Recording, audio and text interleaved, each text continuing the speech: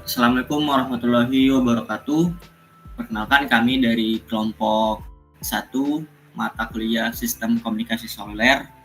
Di sini kami akan melakukan presentasi mengenai perencanaan jaringan NB-IoT menggunakan skenario standalone di area kawasan industri Genuk Semarang pada frekuensi 900 MHz.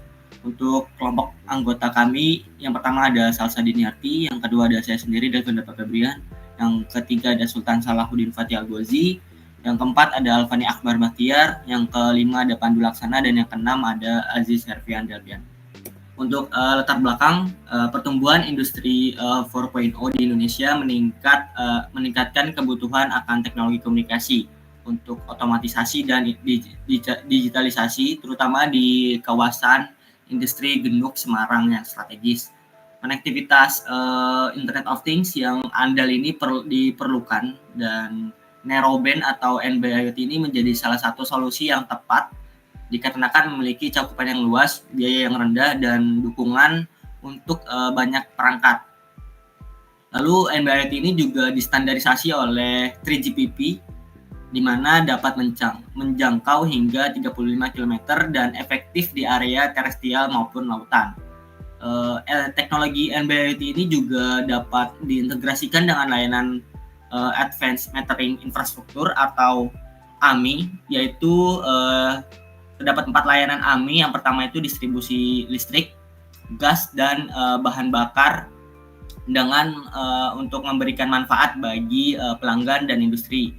Dengan demikian, maka integrasi layanan AMI ini dalam desain jaringan NB-IoT ini dapat diharapkan dapat meningkatkan efisiensi dan kualitas layanan yang diberikan. Selain itu, konektivitas layanan AMI ini juga terdiri dari banyak sensor, node, dan juga perangkat kontrol yang saling terhubung. Sehingga kawasan industri Genuk ini diperlukan sebagai daerah dengan karakteristik urban, yang dimana perlu dilakukan analisis lebih lanjut mengenai jumlah node minimum yang dibutuhkan dengan menggunakan cakupan dan kapasitas untuk mengimplementasikan jaringan NB-IoT ini menggunakan layanan AMI di kawasan industri Genuk Semarang. Next akan dijelaskan oleh rekan saya. Selanjutnya untuk tinjauan pustaka, di sini kami mengambil 2 tinjauan pustaka. Yang pertama dengan judul Planning for NB-IoT Smart City Network Development in Bandung Areas dari Sihontang dan kawan-kawan di tahun 2021. Dengan hasil penelitian ini merencanakan NB-IoT dengan skema standalone di Bandung, yang mana menghasilkan 13 node dari 30 site dengan rata-rata sinyal sebesar minus 65,56 dBm dengan cakupan mencapai 352.289 km persegi di perkotaan dan 1.623 km persegi di pinggiran. Namun, analisis RSI dan RSRP tidak dilakukan, sehingga performansi dari penelitian ini masih terbatas. Yang kedua, ada perancangan jaringan NB-IoT menggunakan standalone di frekuensi 900 MHz di DKI Jakarta oleh Ginting dan kawan-kawan di tahun 2023. Penelitian ini menggunakan Atoll untuk merancang jaringan NB-IoT di Jakarta dengan hasil adalah throughput 85 Mbps dan SRRP rata-rata di minus 68,53 dBm, SCNR 4,73 dB, dan block error rate sebesar 0,03%. Skema standalone menunjukkan konektivitas stabil untuk Smart City meski memerlukan beberapa optimalisasi dalam kapasitas jaringan. Next, untuk area planning akan dijelaskan oleh rekan saya. Baik, selanjutnya adalah area planning dari penelitian ini, yaitu kita mengambil area di Kecamatan Genuk, wilayah Kota Semarang, yang berada di daerah timur laut Kota Semarang, yang memiliki topografi yaitu dataran rendah. Nah, kawasan ini dari tabel yang di bawah itu menunjukkan bahwa kawasan itu mencakup dari berbagai sektor industri seperti industri makanan, alat angkutan, transportasi, perdagangan, reparasi, dan layanan lainnya. Maka dari itu, dengan adanya aktivitas industri yang masif, maka kawasan ini membutuhkan solusi teknologi untuk efisiensi operasional serta pengelolaan sumber daya. Selanjutnya metodologi penelitian akan dijelaskan oleh rekan saya. Oke, selanjutnya merupakan metodologi penelitian khususnya untuk alur penelitian yang kami lakukan. Jadi untuk langkah pertama yang dilakukan adalah studi literatur mengenai perencanaan NBA IoT khususnya di Pulau Jawa, yaitu di daerah Genuk, Semarang.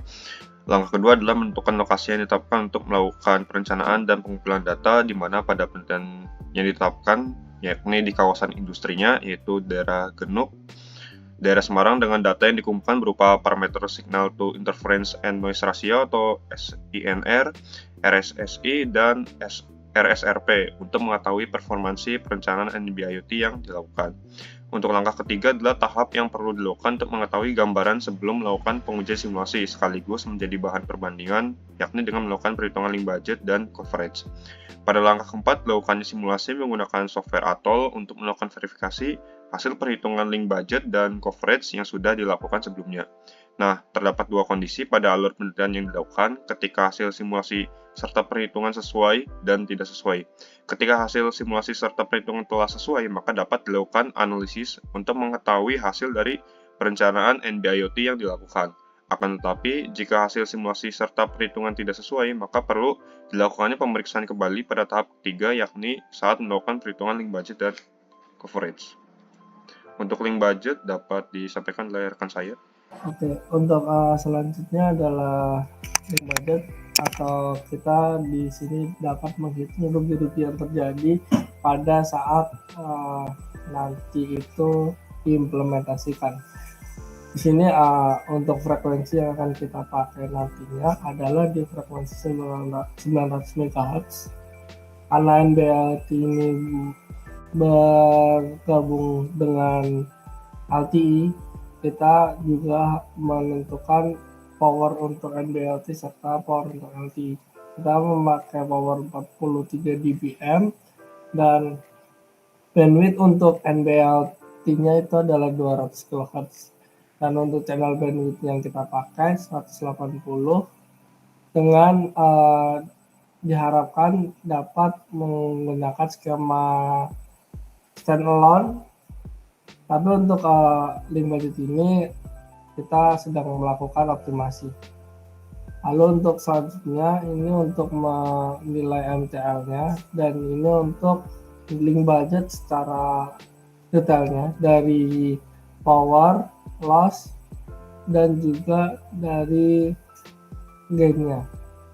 Untuk MCL atau nilai cakupan terjauh dari NB-IoT ini kita akan memakai 164 untuk di skema standalone. Untuk propagasinya itu nanti akan dijelaskan oleh teman saya. Untuk propagasi yang kita pakai sesuai dengan itu adalah Okumura. Oke, yang selanjutnya yaitu adalah propagasi model, di mana propagasi model itu dibutuhkan untuk perancangan jaringan NB-IoT itu. Model yang digunakan adalah Okumura dengan propagasi outdoor yang biasanya digunakan untuk range frekuensi sekitar 100 MHz, 150 MHz sampai 1500 MHz. Nah, untuk di sini ada persamaan di mana untuk mencari faktor koreksi untuk tinggi efektif dari antena user equipment. Nah, untuk persamaan mencari faktor koreksi ini tuh sebenarnya ada dua, untuk frekuensi di bawah 300 MHz dan untuk frekuensi di atas 300 MHz. Namun di sini karena kita menggunakan frekuensi di atas 300 MHz, maka digunakan persamaan yaitu 3,2 log 11,75 HRE di sini yaitu tinggi efektif antena user equipment dari 1 meter hingga 10 meter dipangkatkan 2 dikurangi 4,97. Nah, setelah melakukan perhitungan di bagian faktor koreksi antenanya, kita menghitung dari rugi-rugi atau pet loss dari untuk nantinya dimasukkan ke planning.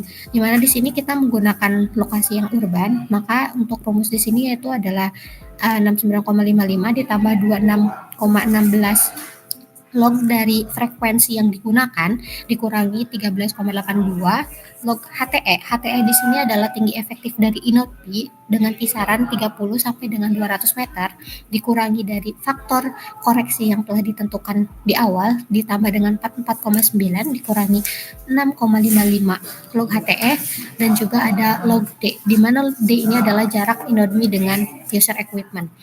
Setelah menentukan dari fat loss-nya, maka menentukan dari estimasi jumlah site-nya, di mana perhitungan jumlah site dapat dilakukan dengan mengetahui luas cakupan sel terlebih dahulu.